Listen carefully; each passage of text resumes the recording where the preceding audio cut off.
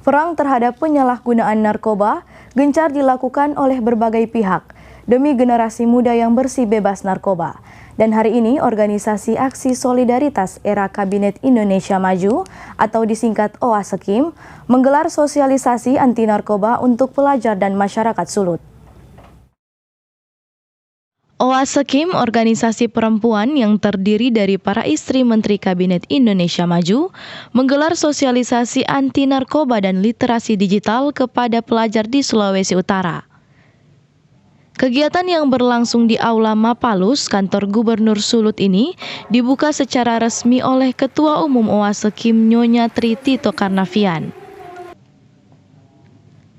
Melalui sosialisasi ini diharapkan generasi muda maupun keluarga dapat mencapai ketahanan keluarga dalam memerangi penyalahgunaan narkoba. Outputnya kita menginginkan semua masyarakat ya, terutama generasi muda, tapi tidak hanya generasi muda, tapi seluruh keluarga untuk mencapai ketahanan keluarga dalam memerangi penyalahgunaan anti narkoba dan juga penggunaan digital yang bertanggung jawab, yang baik, yang bisa menghasilkan generasi muda yang kuat, yang bisa bersaing dan berkompetensi di masa yang akan datang. Sosialisasi OASEKIM ini mendapat apresiasi pemerintah Sulawesi Utara, sehingga diharapkan bisa menjadi trigger dalam melawan penyalahgunaan narkoba secara masif dan terstruktur. Apresiasi kepada OASE, secara khusus Ibu Tito Karnavian yang bersama jajarannya melaksanakan acara sosialisasi anti narkoba dan literasi digital.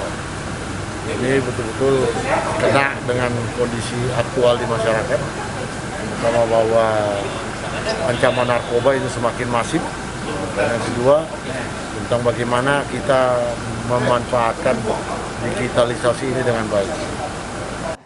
Dalam kegiatan ini turut dihadiri oleh bintang tamu Melanie Ricardo dan Yosi Mukalu, serta Iwan Setiawan dalam sosialisasi cakap berdigital, harumkan media sosial. Paul Bowole melaporkan untuk Kawanua TV.